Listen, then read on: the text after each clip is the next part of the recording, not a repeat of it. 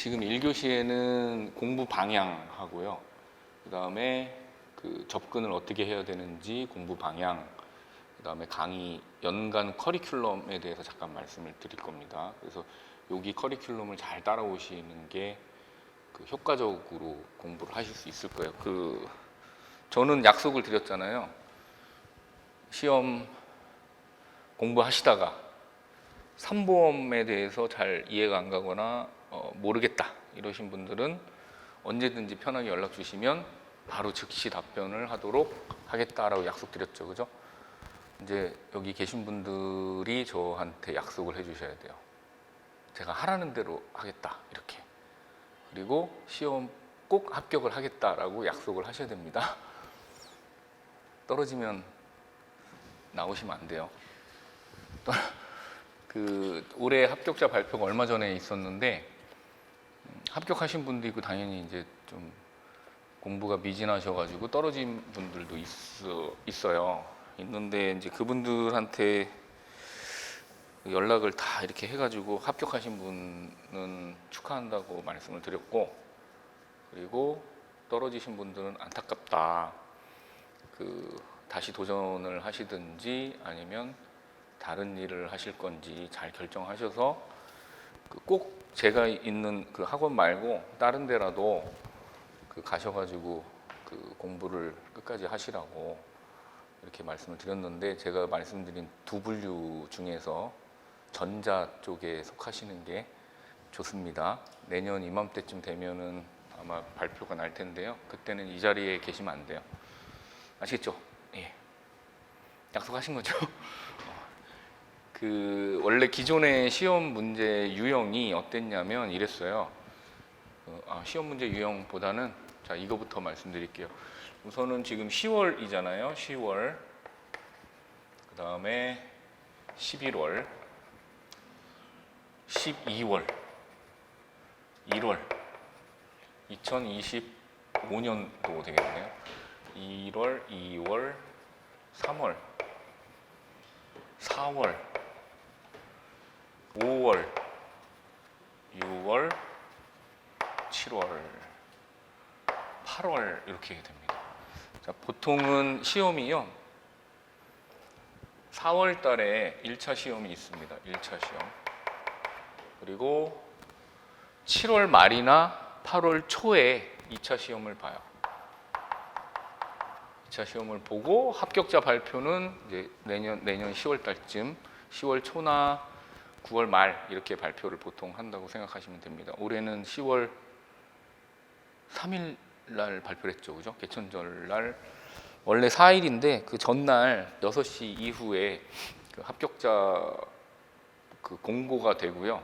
그 다음에 그 다음 날 발표 날부터 점수를 확인할 수가 있습니다. 점수를 확인하실 수 있으시고, 자, 일단은 처음 하시는 분들이 많아가지고 제가 말씀을 드릴 게 1차 시험을 통과를 해야 2차를 응시할 수 있는 거 다 아시죠? 그죠?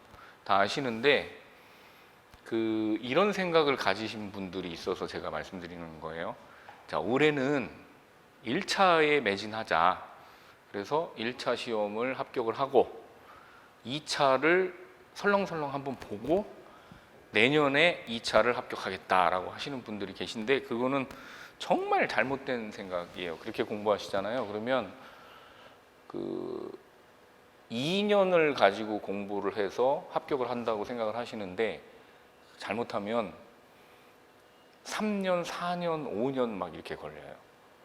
그렇게 공부하시면. 그렇게 공부하시지 마시고 지금부터 있잖아요. 지금 10월, 11월 이렇게 두 달 동안 기본 이론 강의가 있어요. 기본 이론. 자, 삼보험에 대해서 말씀드리는 겁니다. 기본 이론 강의가 있고, 그 다음에 12월 달에는 잠깐 쉴 수도 있고요. 그 다음에 1월이나 12월 달 중에 1월, 2월 달까지 문제풀이를 합니다. 문제풀이반이 있고, 그 다음에 3월, 4월 1차 시험 끝나고 이렇게 5월, 6월 달까지 여기가 이제 최종 정리 최종 정리 이렇게 있고요. 그다음에 여기 때까지 이제 모의고사를 이렇게 하는데 여기에서 제일 중요한 게 여기예요. 기본 이론, 그다음에 문제풀이도 중요하지만 최종 정리 및 모의고사 여기가 매우 중요합니다. 그래서 여기 특히나 지금 시험 문제를 제가 좀 이따가 분석을 해드릴 건데 올해 나왔던 시험 문제 분석을 해드릴 건데 특히나 여기를 대충 하시고요. 그다음에 막 외우셨다가 요렇게 1차 끝나고 2차 모의고사나 최종 정리반에 들어오셔가지고 모의고사 몇 번 풀어보고 시험장에 들어가잖아요. 그럼 잘못하면 낭패를 봐요. 꽈락 나올 수가 있어요. 꽈락이. 그래서 이제 이해를 정확하게 못하고 외우기만 한 거거든요. 그런 경우에는. 그러면 제일 큰 문제점 보통 두 가지인데요. 하나는 문제 파악을 못해요. 직접 대놓고 이렇게 물어보는 문제가 아닌 이상은 뭐 지금 여기 보면 상해보험에서 규정한 상해의 정의를 기술해서 이건 대놓고 물어보는 거거든요. 상해의 정의가 뭐냐 이렇게 물어보는데 이렇게 물어보지 않고 이렇게 응용해가지고 물어보는 경우 있거든요. 예를 든다든가 예시를 든다든가 이렇게 물어보면 이게 표준약관에서 뭘 물어보는지를 찾지를 못합니다. 근데 그런 유형이 하나가 있고 그 다음에 두 번째는 외우기는 했는데 문제를 엉뚱한 거를 쓰시는 분들이 있어요. 시험장에 들어가셔가지고 그거는 이해가 바탕이 안 된 상태에서 단순 암기만 했기 때문에 이거랑 막 헷갈리는 거야. 그러니까 얘를 갖다 써놓고 쟤를 갖다 섞어가 써놔가지고 정확한 답을 쓰질 못하는 이런 유형이 있어요.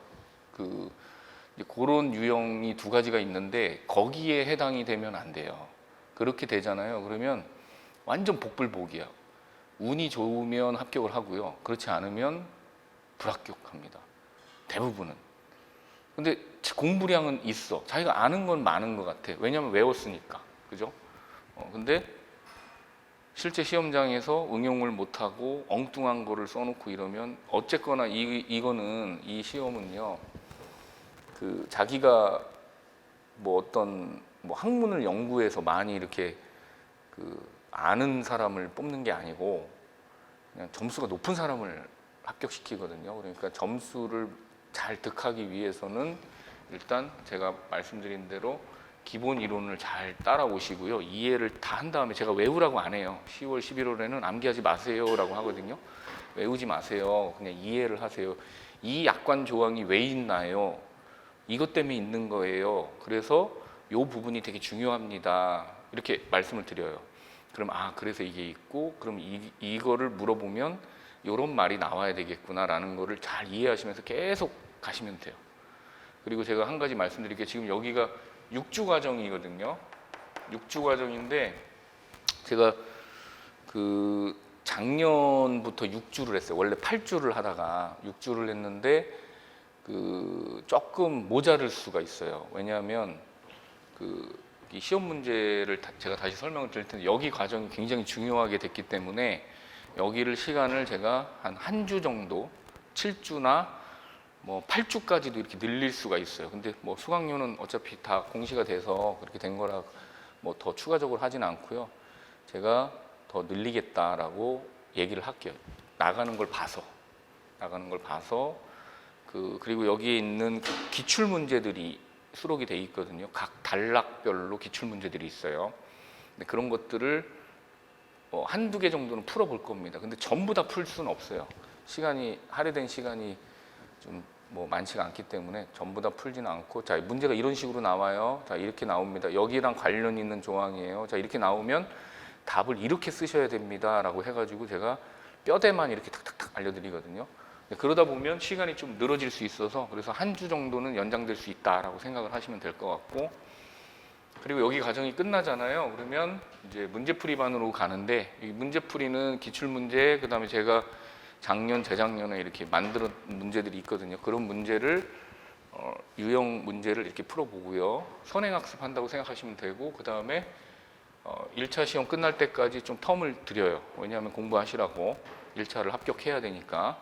그리고 나서 바로 시험 끝나잖아요. 그러면 바로 총정리, 최종 정리를 다시 한번 하고 그동안에 이해한 것들을 머릿속에 있는데 그걸 다시 끄집어내시는 거예요. 그리고 나서 최종 정리 한번 하고 그 다음에 그 모의고사반으로 이렇게 갑니다.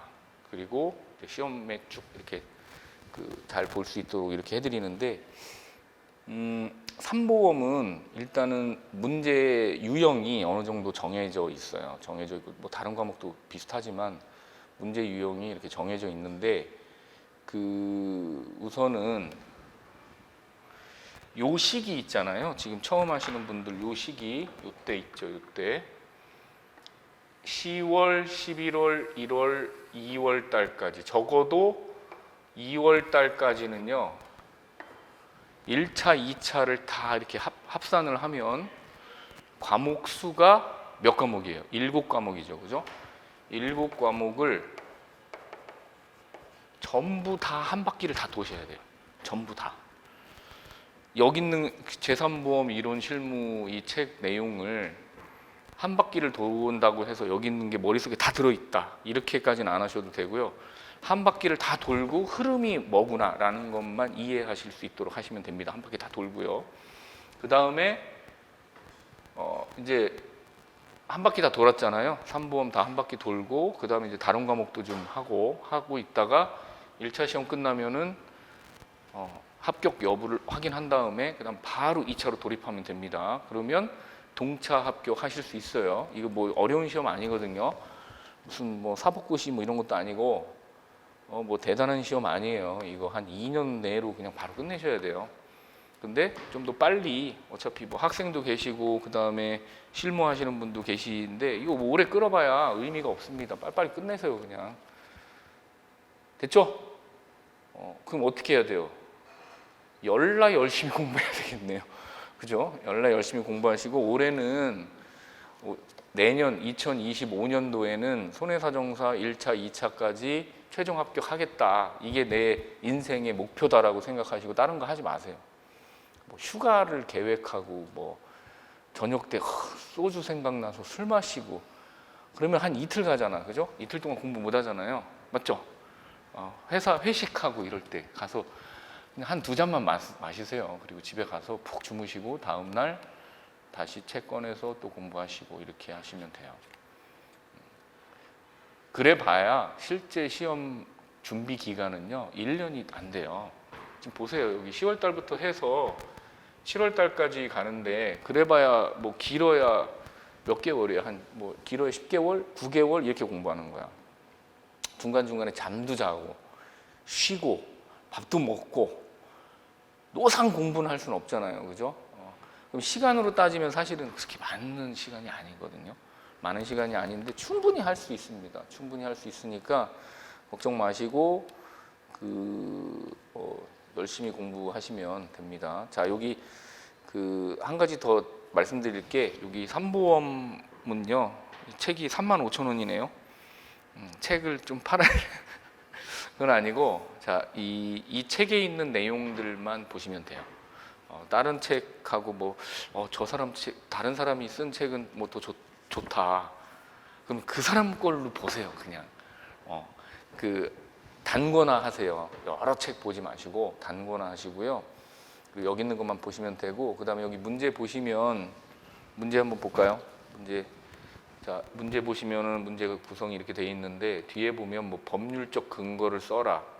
그 다음에 여기 지금 후유장애 보험금 계산하는 문제가 2번 문제로 나왔는데 이게 판례에서 대법원 판례에 있는 내용을 그대로 문제로 출제를 했어요.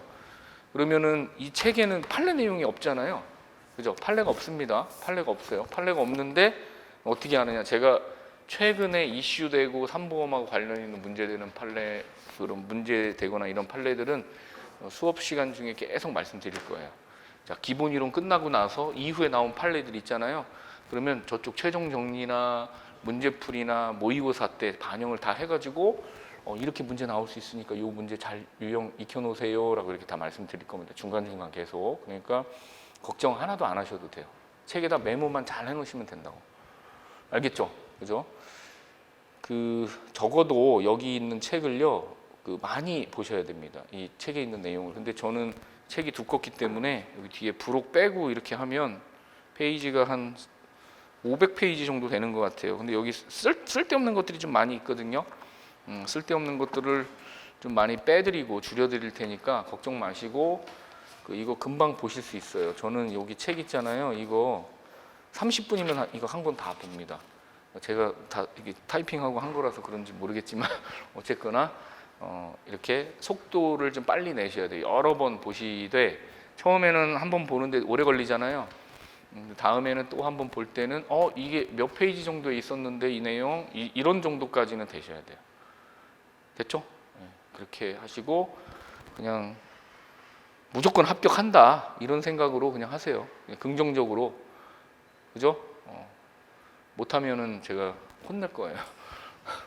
자, 그렇게 하시고, 자, 일단은, 자, 요렇게 그 학원의 과정을 잘 따라오시면 충분히 동체 합격할 수 있다라고 말씀드렸습니다. 자, 그 다음에 그 시험 문제 유형이 크게 이렇게 두 가지예요. 3보험은요, 크게 두 가지인데요. 우선 첫 번째는 그 약술 문제가 나와요. 약술이나 단답형 문제가 이렇게 나오는데 요건 제가 좀 이따 하여튼 이렇게 문제가 출제되고요. 그 다음에 이 두 번째로 나오는 유형이 계산 문제가 나옵니다. 계산 문제. 그 다음에 약술하고 계산 문제를 이렇게 섞어가지고 이렇게 응용할 수 있는 문제들이 나오는데 요즘 문제 패턴은 두 가지를 이렇게 믹스해가지고 내는 유형입니다. 그래서 이해가 되게 중요하다라고 말씀드리는 거고요. 그 약술 문제는 표준약관 있죠, 그죠? 표준약관. 자, 제 책의 구성을 말씀드릴게요. 표준약관이 일단 있고요.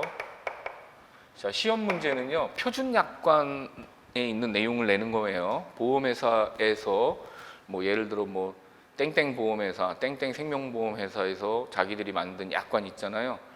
그 약관에 있는 내용, 표준약관에는 없는데 어느 회사에만 있는 약관을 시험 문제로 출제하지 않습니다. 표준약관을 그 금융감독원하고 금융위원회에서 만든 표준약관을 가지고 보험회사에서 자기들이 약관을 만드는 거거든요. 이 표준약관보다 그 현저하게 계약자한테 불리하게 만들지 않아요. 그러니까 거의 똑같다고 생각하시면 됩니다. 표준약관이 있고요.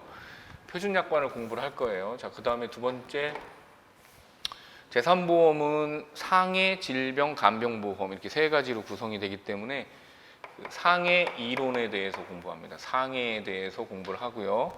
여기랑 더불어서 그 후유장애, 상해 후유장애나 질병 후유장애 똑같아요. 자, 상해와 그다음에 후유장애 이렇게 있고, 그다음에 세 번째는 이제 질병 있죠, 그죠? 질병 플러스 질병과 관련된 특별약관들이 있어요. 특약들. 질병하면 대표적으로 뭐 암이라든가 CI라든가 이런 것들 있죠, 그죠? 그 다음에 간병보험을 하기 전에 여기서 뭘 보냐면 실손의료보험에 대해서 봅니다.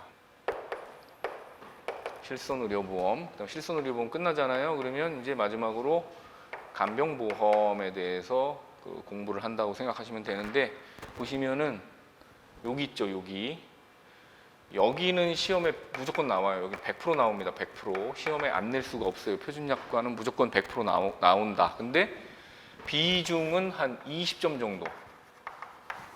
약 20점 정도. 10점에서 많게는 20, 더 많게는 30점 정도까지 나오는데요. 평균적으로 약 20% 정도가 출제가 됩니다. 무조건 나와요. 아시겠죠? 그러니까 여기를 이해하고 좀 암기도 하셔야 돼요. 나중에는 결국은. 자, 그 다음에 여기 제가 상해하고 후유장애, 특히 여기 후유장애 있잖아요. 후유장애도 100% 출제가 돼요. 여기 100% 출제가 되는데 여기는 약 30점 정도가 출제됩니다. 약 30점이에요. 20점짜리로 나올 때도 있고 35점 이렇게 나올 때도 있고요. 약 30점 정도 나오고요. 그 다음에 질병하고 질병과 관련된 특약은 나왔다 안 나왔다 이래요. 나왔다 안 나왔다 이러는데 요즘에 질병과 관련된 특약이나 질병보험 쪽이 많이 출제되는 경향이 좀 있습니다. 왜 그런지는 모르겠지만 제가 막 뭐라고 했거든요. 한 3년, 4년 정도 전에 아니 시험 문제를 맨날 장애하고 상해 쪽만 내고 질병을 건들진 않았어요.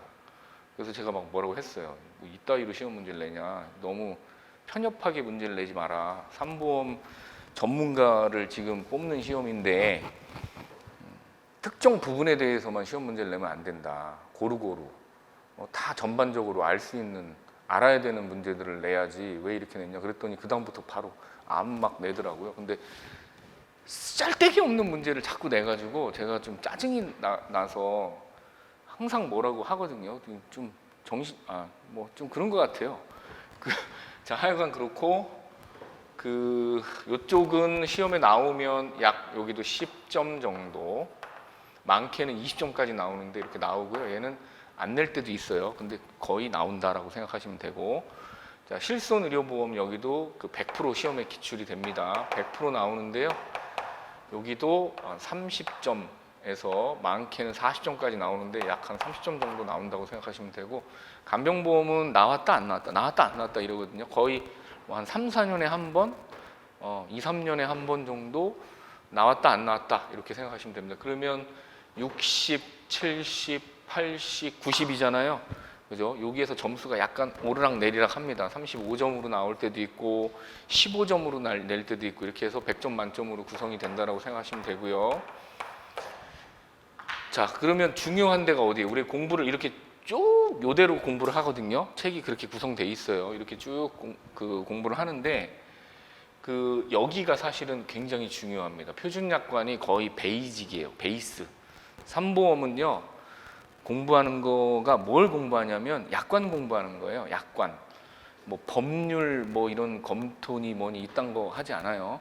그런 거는 제가 몇 가지 이게 중요한 내용들만 알려드리고 나머지는 전부 다 표준 약관 및 보통보험 약관이라고 하죠. 그죠? 약관을 공부하는 겁니다.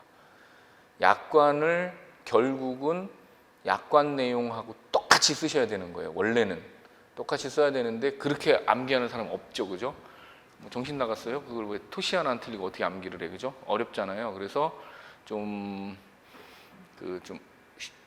암기하기 편하게 먼저 이해를 하고 이런 말들은 꼭 들어가야 돼요 라고 이렇게 알려드리니까 탁 하면 이거 쓰고 이렇게 살을 붙여서 문장을 잘 만들어 가지고 작성하시면 좋은 점수 맞을 수 있어요. 자, 그리고 여기가 이제 베이직이 된다고 했고요. 그 다음에 이제 여기에서 요 상해보험 이론을 공부한 다음에 여기 후유장이 있잖아요. 여기는 거의 미친 듯이 외워야 돼요. 올해는 시험 문제가 이렇게 좀 옛날 방식으로 다시 돌아가서 장애유를 찾는 거가 굉장히 쉽게 출제가 되긴 했는데 내년에는 이거보다는 좀 어려워질 가능성이 있습니다. 그래서 여기는 미친 듯이 장애 분류표 있죠. 여기 있잖아요. 장애 분류표. 요거를 미친 듯이 외워야 돼요. 여기가 제일 힘들어하세요. 왜냐하면 너무 외워야 되니까. 제가 막 다 외우라고 하거든요. 그리고 이 장애 분류 내용 있잖아요. 이거 주지도 않아요. 시험 문제 드릴 때. 그러면 이거 몇 프로야? 몇 프로야? 탁탁탁탁탁 머릿속에서 계산한 다음에 이거 몇 프로? 몇 프로? 몇 프로? 그러니까 보험금 얼마고 내보내면 돼. 뭐 이렇게 툭툭 치면 나올 수 있도록 암기하셔야 되고, 그 다음에 질병 쪽에서는 이론만 잘 이해하시면 돼요. 왜냐하면 암이라든가 이런 것들이 시험 문제 나오잖아요. 그러면은 대부분은 약관의 지급 기준 이런 내용들이 다 이렇게 주어집니다. 그래서 그것만 가지고 그대로 이렇게 푸시면 되니까 이론만 잘 이해하시면 되고, 그다음에 여기 있죠. 실손의료보험. 미친 실손의료보험이죠. 그죠? 저기도 이해를 정말 잘하고 계셔야 돼요. 근데 여기는 약간 기계적인 학습이 필요합니다. 그러니까 뭐 위에 표준약관이나 후유장애나 이런 부분들은 이렇게 뭐라고 해야 되지? 이런 이론을 바탕으로, 이런 근거를 바탕으로 그래서 장애보험금이 이만큼이야 이렇게 계산하셔야 되는데, 저기 실손의료보험은요 그냥 몇 년 몇 월 며칠 날부터 며칠까지 입원을 했는데 얘는 몇 프로 발생 의료비에 몇 프로 주고 얘는 몇 프로 주고 거기서 면책사항은 뭐고 탁탁탁 빼가지고 그냥 단순하게 23,500원 주면 돼. 뭐 8,000원 공제해서 얼마 주면 돼. 10,000원 공제. 이렇게 해서 탁탁탁탁 그냥 나오면 이렇게는 얼마, 이건 얼마. 그래서 총 보험금은 얼마 지급해야 된다. 이렇게만 쓰시면 돼요. 되게 쉬워 보이거든요. 근데 되게 쉬워요. 근데 너무 쉬우니까 문제를 어떻게 내냐면 함정을 겁나 넣어요. 우리 출제하시는 분들이 함정, 막 헷갈리는 함정들 있잖아요. 그런 것들을 계속 넣거든요. 근데 거기 함정에만 빠지지 않도록 하시면 됩니다. 백지 한 장 차이예요, 거의.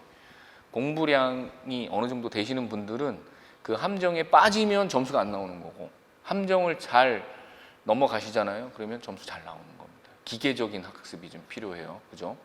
제가 기출 문제하고 이거 문제 풀 때 어떻게 하는지 다 띄워놓고요.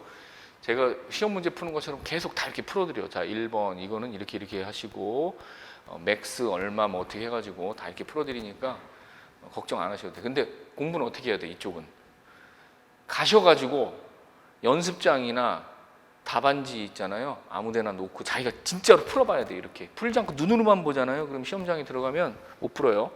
그죠?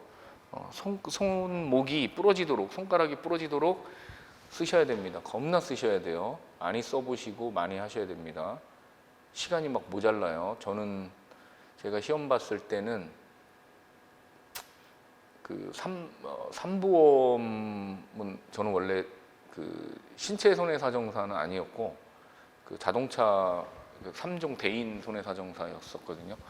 근데 그걸 하다가 2014년도에 시험을 봤는데 자동차 빼고 자동차 대인 실무 빼고요. 그 다음에 1차는 면제가 돼서 2차를 3과목을 봤어요. 의학이론, 그 다음 삼보험, 그 다음 책임근제 이렇게 3과목을 봤는데 삼보험 시간이 너무 모자라가지고 진짜 짜증이 나서 뭐 문제를 뒷부분에 한 문제를 거의 못 썼어요. 한 줄밖에 못 써가지고 나왔는데 고사장에서 나왔는데 정말 짜증이 나더라고요. 근데 점수는 겁나 많이 받았어요. 78점 맞았어요. 78점. 수석이었죠. 그죠? 근데 다른 과목이 좀 점수가 높지 않아가지고 근데 그렇게 수석을 따지지 않았어요. 그때는 점수가요 한 80점에 육박하게 점수를 맞잖아요. 그러면 그게 100점이에요. 점수를 이렇게 100점 만점으로 구성되어 있는데 100점 주지 않아요. 수석 합격자의 점수를 보면 보통 한 70점 중반 정도, 평균 점수가 그 정도가 수석 합격자라고 생각하시면 됩니다. 그러니까 목표를 어떻게 잡으면 돼요? 한 60점 정도 이상 득한다라고 생각하시면 됩니다. 과목이 많잖아, 그죠? 2차 과목 4과목이잖아요.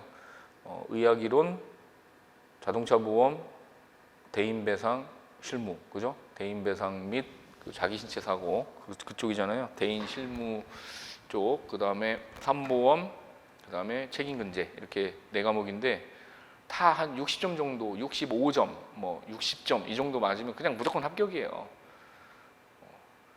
그게 일반적으로 한 80점 정도 맞는 거라고 생각하시면 돼요. 점수를 잘 많이 안 줘요. 굉장히 짜게 준다고 생각하시면 돼요. 점수를. 그죠? 의학이론은 점수를 잘 주더라고. 단답형이라 그런지 모르겠는데, 근데 삼보험하고 자동차 보험은 점수를 잘 안 줍니다. 점수를 잘 안 주니까 한 60에서 65점 정도면 거의 상당히 잘 푼 답안지입니다. 그렇게 생각하시면 되고, 한 70점 정도 높게 잡으면 한 70점 정도 맞겠다라고 생각하시고 공부를 하시면 됩니다. 그게 거의 90점에 육박하는 점수라고 생각하시면 되고, 자 여기 이렇게 했고, 그다음 간병보험은 한 30분이면 끝나요. 되게 짧은 내용이고 저기 시험이 잘 출제가 안 돼서 자 이렇게 공부를 할 거고, 그다음에 자 우리 이제 시험 공부하기 전에 다음 시간부터 할 거고요. 이거 아니구나. 어딨지? 예. 자 여기 올해 기출됐던 2024년도 보험 계리사 및 손해사정사 2차 시험 문제를 한번 보겠습니다. 자 보험 개발원에 들어가시면 자료실에서 내용을 확인하실 수 있으세요. 자 1번 문제를 볼게요. 자 15점짜리로 나왔고요. 아래 질문에 관한 아래 질문에 대하여 답하시오 이렇게 했어요. 그리고 1번, 2번, 3번 세 문제가 나왔는데 하나는 4점, 또 하나는 4점, 그 다음에 3번은 7점 이렇게 나왔는데 자, 문제가 자, 여기 표준 약관을 물어보고 있어요. 1-1번 보면 표준 약관에서 규정한 상해의 정의를 기술하세요. 상해의 정의 뭐야? 급격, 우연, 외래 이 세 가지가 들어가면 상해의 정의가 되겠네요. 그죠? 그거를 쓰란 얘기인데 문제가 좀 너무 초딩스러운 문제죠. 초딩스러운 문제고요. 이런 문제는 좀 창피한데 이런 거 내면 안 되죠. 그죠? 뭐 그래도 이게 2차 시험인데 이거 그냥 점수 주는 문제예요. 저거는. 그죠? 뭐 하여튼 그런 내용이고요. 이렇게 문제 나왔고 대놓고 그냥 물어봤어요. 그 다음에 2번을 보면 상해보험은 상법하고 보험업법에서 다르게 분류되어 있답니다. 보험업법 공부하셨어요? 자, 제3보험은요, 상해보험은 제3보험에 있는 보험 종류 중에 하나인데, 상법에서는 상해보험이 임보험편에 규정이 되어 있고요. 보험업법에서는 제3보험이라는 보험 종류로 분류를 해가지고 사실은 제3보험은 보험업법에 따른 분류입니다. 그래서 요 내용을 쓰라는 얘기인데 이 문제도 좋은 문제는 아니에요. 이렇게 문제 내시면 안 되는 거거든요. 여기 보험업법이 왜 나와요? 1차 시험 다 패스하신 분들인데, 그죠? 그래서 이거는 좀 너무 초딩스러운 문제다. 1번 문제는 보면 점수를 주기 위한 문제예요. 근데 문제는 3번이에요. 1번에 3번. 신체 손해사정사가 제3보험 보험사고에 대한 손해사정 업무를 수행할 수 있는 법률적 근거를 기술하세요. 자, 법률적 근거 어디 있습니까? 손해사정사의 법률적 근거는 보험업법에 있죠. 그죠? 보험업법 및 보험업법 시행령, 시행규칙 이쪽에 있는데요. 이거를 역시 보험업법 문제를 이렇게 문제로 냈는데 이게 왜 그러냐면 신체 손해사정사의 선임권이라는 게 있어요. 선임권이 보험업법이 개정이 되면서 보험업법 185조, 185조인가 187조인가를 189조, 185조 이쪽을 쓰란 얘기였던 것 같은데요. 이 문제도 뭐 그렇게 이렇게 뭐라고 그래야 되지? 변별력 있고 이게 좋은 문제는 아닌 걸로 저는 생각이 듭니다. 자, 그 다음에 이제 2번 문제인데요. 2번 문제가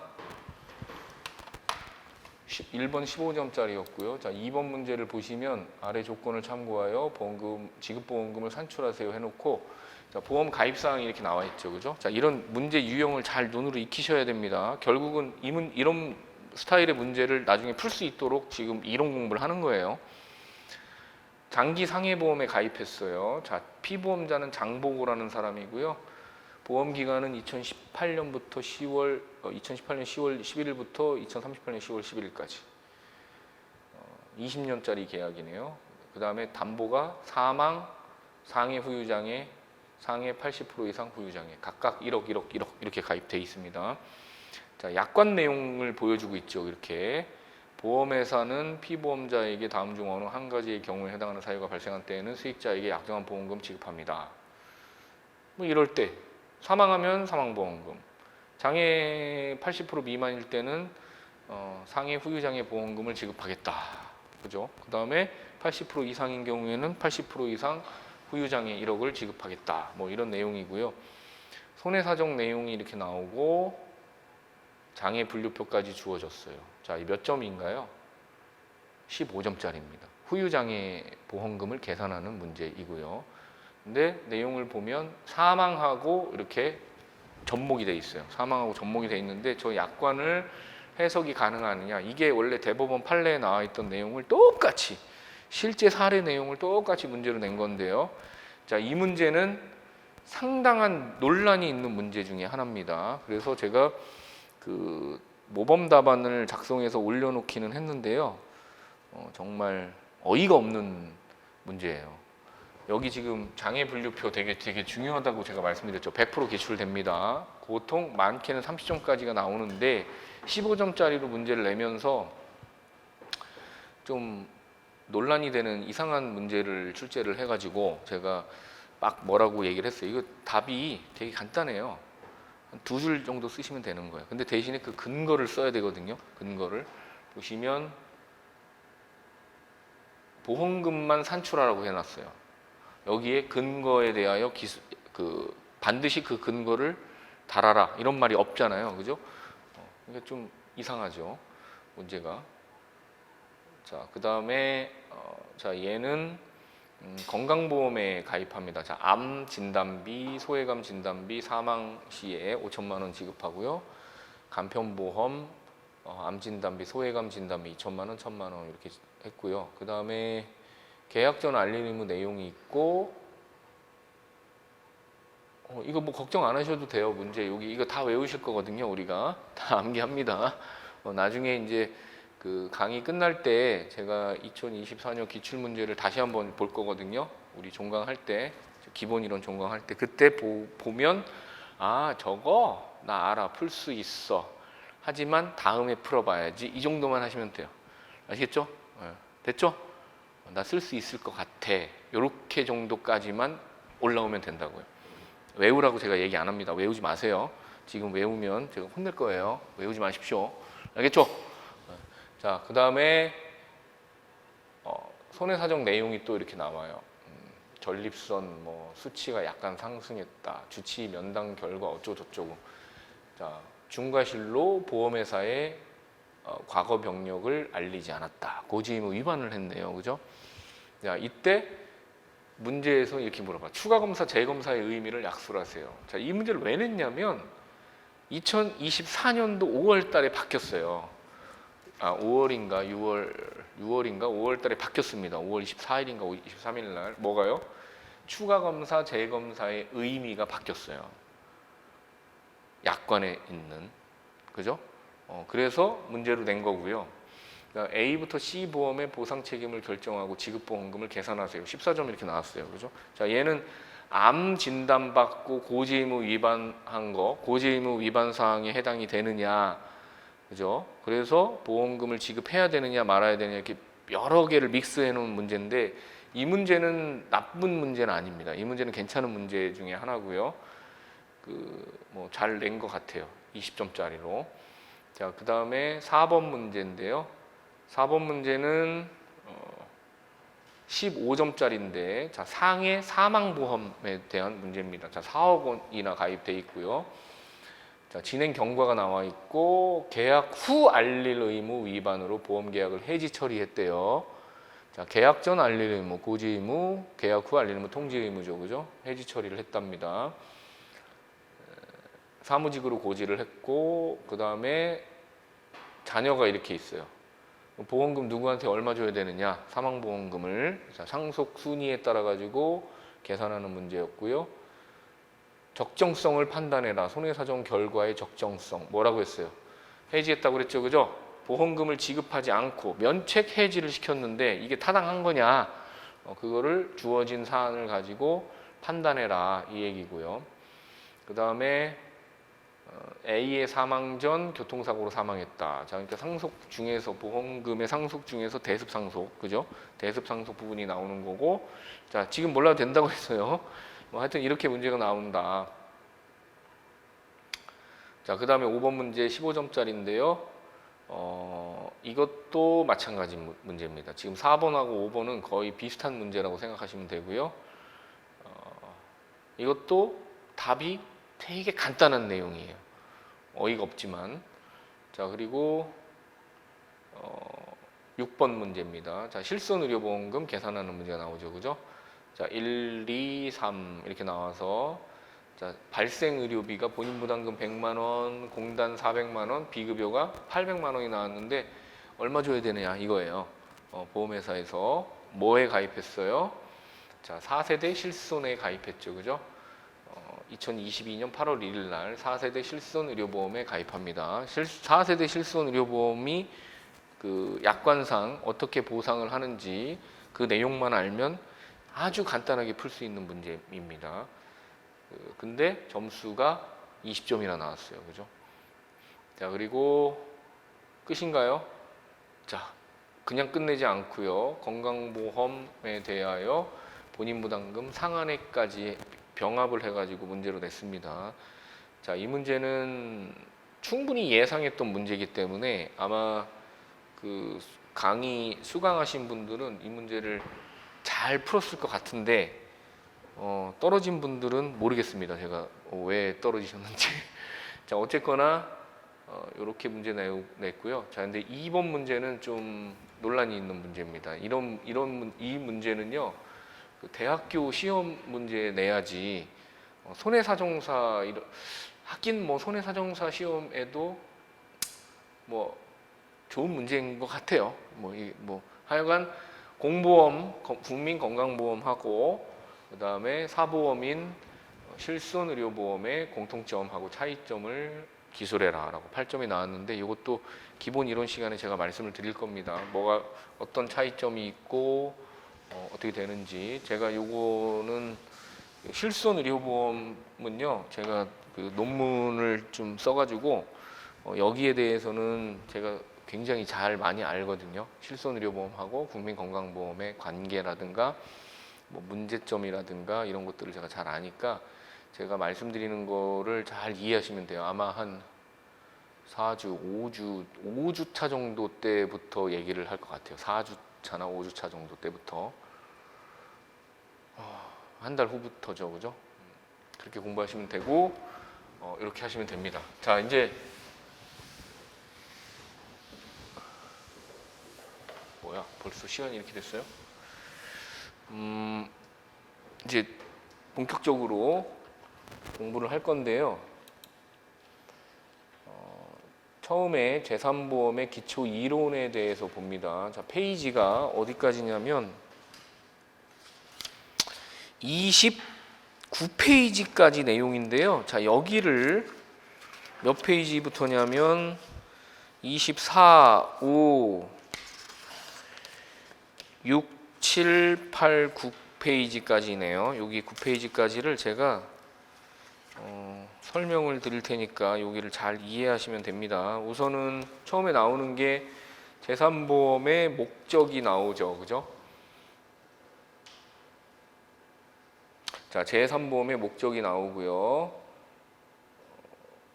피보험자의 질병이나 상해에 대한 위험을 보장하기 위하여 체결이 됩니다. 결국 제3보험은 인보험에 속하는 겁니다. 그래서 우리가 시험 보는 거는 신체손해사정 시험을 보는 거고요. 용어 정의를 보지 말고 우선은 여기를 보시죠. 여기를 보세요. 자, 여기를 보시면 자, 일단 제3보험에 대해서 아셔야 돼요. 제3보험. 제3보험을 뭐라고 하냐면 그레이존 인슈런스라고 얘기를 하고요. 또는 이렇게 얘기를 합니다. 그레이존 인슈런스라고 얘기를 합니다. 자, 원래 처음에 보험이 처음에 나왔을 때는요. 이제 제3보험이 아니라 제1보험이라고 하거든요. 여기는 타입 3 인슈런스. 그리고 타입 3라는 얘기는 제3보험이라는 얘기는 제1보험, 제2보험이 있다는 얘기야. 그죠? 제1보험은 제1보험 영역은 어디냐면 재물 영역이에요. 재물보험 영역이다 라고 생각하시면 됩니다. 자, 그 다음에 제2보험은요. 제2보험은 인보험, 신체 영역이에요. 신체 영역입니다. 자, 일단은 요걸 아셔야 돼요. 자, 재물보험에 있어서는 보험금을 지급하기 위한 손해액이라는 걸 산출을 하거든요. 손해액을 산출할 때 기준점이 되는 게 있습니다. 기준점이 되는 게 뭐가 있냐면 요거예요. 보험 가액이라고 해요. 보험 가액. 보험 가액은 뭔지 아시죠? 자, 보험 가액, 그 다음에 보험 가입 금액 이렇게 있어요. 보험 가액과 보험 가입 금액의 차이점을 일단 먼저 아셔야 돼요. 아시죠? 뭐예요? 보험 금액과 보험 가입 금액의 차이점. 뭐죠? 헐. 자, 보험 가액은요, 그 재물 영역에만 있는 건데요. 그 뭐라고 생각하시면 되냐면, 그 보험에 가입하는 물건이나 재화의 가치라고 생각하시면 됩니다.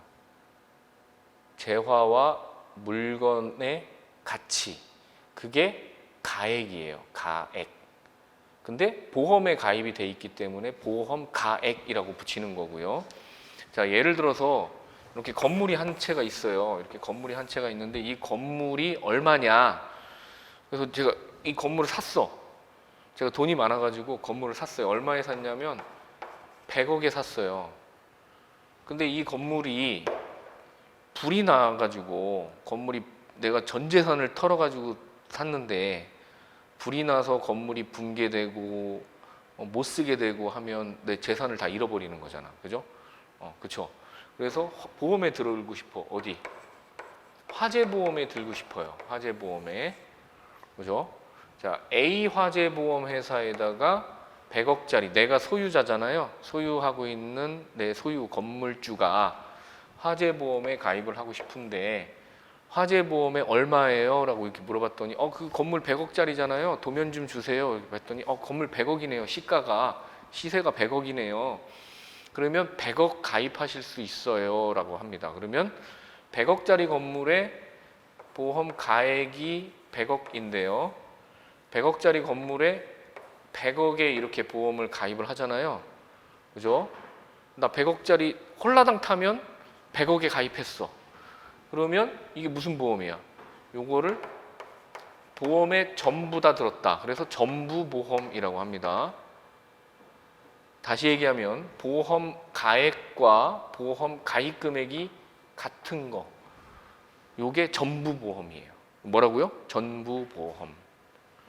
그 다음에 보험 가액하고 보험 가입 금액이, 보험 가액이 낮을 수도 이렇게 있어요. 예를 들어서 100억짜리 건물 소유자인데 보험료 얼마예요? 100억 다 전부 보험 들고 싶은데 보험회사가 보험료를 산출해 봤더니 1년 보험료가 1억이래. 너무 비싸잖아요. 그래서 나 그러면 방법이 없어요? 보험료 좀 깎아줘요. 이랬더니 그렇게는 안 되고요. 일부 보험에 드시면 돼요. 100억짜리 건물이지만 70억만 보험에 드세요.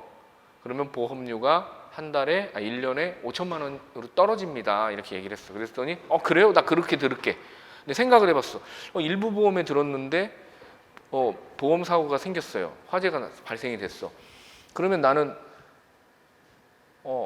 70억밖에 보상을 못 받잖아. 전손이 나면. 그죠? 일부 보험에 들었으니까. 그쵸? 맞죠? 그죠? 그렇잖아요. 근데 생각을 해봤더니 불이 나도 내가 산 건물은 콘크리트로 만들어져 있고, 그리고 인근에 소방서도 있고 해가지고 119에 빨리 신고하면 와가지고 불 다 꺼주기 때문에 전손이 날 일이 없어. 그러니까 나는 일부 보험만 들래. 이렇게 해서 보험 가액보다 보험 가입 금액을 어떻게 하는 거예요? 낮게 설정해가지고 보험 가입할 수 있습니다. 얘를 일부 보험이라고 합니다. 일부 보험. 얘를 일부 보험 이렇게 얘기해요. 요거를 일부 보험. 얘는 전부, 얘는 일부. 근데 반대로 여기가 높아지는 경우가 있어. 반대네요. 이렇게 했네. 요렇게, 그죠? 보험에 가입하는 금액을 높게 설정하는 경우가 있습니다. 얘는 뭐예요? 초과 보험이에요. 보험 가액보다 보험에 가입하는 금액이 높은 거, 100억이 아니라 120억 이렇게 가입하는 경우가 있어요. 근데 여기가 항상 문제가 돼요. 이렇게 문제가 됩니다. 이렇게 문제가 되는 이유는 일부러 가입하는 경우가 있어요. 이렇게. 왜? 보상받으려고, 사기치려고. 이거를 방지하기 위한 규정들이 엄청나게 많아요. 산보험도 마찬가지예요. 산보험의 표준약관 우리가 공부할 건데, 표준약관도 뭐를 방지하기 위해 보험 사기나 모럴 사고, 보험 사기, 모럴 사고 이런 것들을 방지하기 위한 규정들이 엄청나게 많은 거예요. 역선택 이런 걸 방지하기 위한 규정들이 표준 약관에 막 다 있는 거예요. 그걸 공부하면 되는 거야. 우리는. 됐죠? 자, 이렇게 일부로 이렇게 초과보험에 가입하는 경우가 있고요. 그리고 건물의 가치가 하락된 거야. 100억에 샀는데 건물이 낡고 그다음에 사람들도 막 움직임도 없고 이래요. 그래서 건물의 가치가 떨어지는 경우 있죠. 그죠? 그럼 자연스럽게 초과보험이 되는 경우가 있습니다. 근데 우리 보험 약관이나 법률에서는 이런 거에 대한 제재는 크게 없어요. 근데 여기에 대한 제재가 엄청나게 많습니다. 그죠? 자, 전부보험, 일부보험, 초과보험 이렇게 여기 어디야? 제1보험 영역에서는 보험금을 산출할 때 어떻게 하냐면 손실액 있죠. 손실액. 내가 손실을 본 손실액에다가 곱하기 보험 가액분의 보험 가입 금액으로 해서 보험금을 산출합니다. 이렇게. 이해하셨어요? 자, 손실액이 10억이 발생됐어요. 곱하기 자, 전부보험이라고 할게요. 100억짜리 건물에 100억 보험 가입을 하면 얼마 줘요? 10억을 주겠죠. 그죠? 10억을 줍니다. 내 손실액만큼 주는 거죠. 그죠? 자, 그러면 요거는 일부 보험이에요. 자, 전부 보험은요. 100억짜리 건물에 전손이 났어. 100억. 그럼 얼마 줘요? 100억 주겠죠. 그죠? 그러면 얘를 볼게요. 초과보험. 자, 100억짜리 건물에 손실이 발생됐습니다. 전부 손실이 발생됐어요. 그럼 어떻게 돼요? 100억에 120억이니까 어떻게 줘? 120억을 주나요? 아니죠. 어떻게 해요? 100억만 줍니다. 손실액 이상을 보상하지 않아요. 근데 여기에 기준이 뭐야? 중요한 건 이거야. 가액 기준이 중요한 거예요. 가액. 건물이나 이런 제1보험의 재물 영역에서는 뭐가 있어요? 보험가액에 대한 기준이 있습니다. 쟤는 얼마짜리야? 노트북은 얼마야? 내가 가지고 있는 자동차는 얼마야? 얼마에 샀어? 감가상각돼서 지금은 좀 가격이 떨어졌어. 돈으로 환산이 가능한데 이쪽 영역 있죠. 제2보험 영역, 임보험 영역은 너는 얼마짜리야? 나는 얼마짜리고 너는 얼마짜리야라고 산정할 수 있어요? 없어요? 없죠. 저는 한 1000억쯤 된다고 생각을 해요. 그건 망상이죠. 나에 대한 망상인 거예요. 그죠? 사람의 생명이나 가치를 돈으로 환산을 못 하는 겁니다. 그거는. 그럼 쓰레기죠. 야, 넌 얼마짜리니까 얼마짜리만 일해. 이건 쓰레기잖아요. 그렇죠? 그렇지 않아요? 나쁜 놈이죠. 아니 저기 서울역 앞에서 노숙하고 있는 노숙자들은 가치가 없어요? 그 사람들의 생명은 중요치가 않나요? 아니죠. 자, 제2보험 영역에서는요. 사람의 신체가 보험의 목적물이 되기 때문에 목적 대상이 되기 때문에 이 개념이 없습니다. 보험 가액의 개념이 없어요. 여기가 없어. 이해하셨어요? 자, 1보험 영역에서는 어떻게 따진다고요? 실손보상 원칙으로 보상을 합니다. 뭐가? 가액이 있으니까. 근데 제2보험 영역은 뭐야? 사람의 신체니까 얘가 없어요. 그러니까 기준이 뭐예요? 가입하는 금액이 기준이 될 수밖에 없어요. 내가 100억을 받고 싶잖아요. 그럼 100억짜리에 가입하면 돼요. 보험에. 내가 죽으면 나 100억 받고 싶다. 아, 그러신가요? 그러면 100억짜리 보험에 가입하시면 됩니다. 보험료 얼마예요? 겁나 비싸겠죠, 보험료가. 그죠? 10억, 5억. 엄청나게 비싸겠죠. 그죠? 자, 이러다 보니까 제2보험 영역에서의 보험금 지급 방식은요. 가입 금액대로 그냥 지급해요. 이걸 뭐라고 하냐면 정액 보상 방식이라고 합니다. 정액. 가입한 금액을 근거로 가액이 없으니까 가입한 금액을 근거로 이렇게 1억짜리 상해 사망보험에 가입하잖아요. 이 사람이 상해로 사망하잖아요. 그럼 1억 줍니다. 그냥 5천만 원 가입하잖아요. 그럼 5천만 원 줘요. 그죠? 이해하셨죠? 그럼 제3보험은 뭐야? 재물 제1 영역에 있는 내용들도 있어요. 그리고 정액 보상 방식 영역도 있어요. 두 가지를 어떻게 해요? 혼합된 방식이야. 이렇게 생각하시면 됩니다. 요게 제1 타입 1 타입 1 그 다음에 제2 보험 타입 2 여기가 타입 3예요. 타입 3. 그래서 얘를 제3보험이라고 부르는 건데 이거는 일본에 있는 보험학자가 붙인 거고요. 모르셔도 됩니다. 우리나라에서는 제3보험이라고 그 상법에는 없어요. 보험업법에만 근거가 있습니다. 법률 근거는 보험업법에서 찾을 수 있는 거예요. 아시겠죠? 자, 그러면 우리가 공부해야 될 부분은 여기를 공부하니까 실손보상 방식으로 규정되어 있는 그 내용도 있고요. 그 다음에 정액보상 방식으로 규정된 내용이 있습니다. 대표적인 예가 뭐냐면 실손의료보험이에요. 실손의료보험이 왜 실손보상 방식으로 보상을 하냐면 이 사람의 가치를 가지고 평가하는 것이 아니라 이 사람이 병원에 가서 치료받잖아요. 그럼 뭐가 생겨요? 비용이 생기잖아요. 병원에도 얼마 냈어, 돈. 나 치료해 주는데 돈 얼마 냈어. 그럼 그 돈을 가지고 평가를 하기 때문에 실손보상 방식을 따른다라고 생각하면 되고요. 그다음 나머지 사람이 죽거나 다치거나 아파. 암에 걸렸어. 암보험에 암 진단금에 1,000만 원 가입하면 1,000만 원 주는 거예요. 정액보상 방식입니다. 두 가지를 혼용해서 사용하고 있어서 그냥 이름을 3보험이라고 붙인 거일 뿐인 겁니다. 이해하셨죠? 자, 이렇게 영역별로 계속 하면서 자, 여기는 실손보상 방식이기 때문에 그러면 3보험에서는 비용이 있겠구나. 들어간 비용만큼 보상하겠구나 라고 생각하시면 되는 거예요. 됐죠? 시간이 좀 오버돼서 일단 여기까지 하고 좀 쉬시죠. 그 다음에 여기 그 기초 이론을 쭉 보면서 제가 체크하라는 부분만 체크하시면 됩니다. 자, 쉬세요.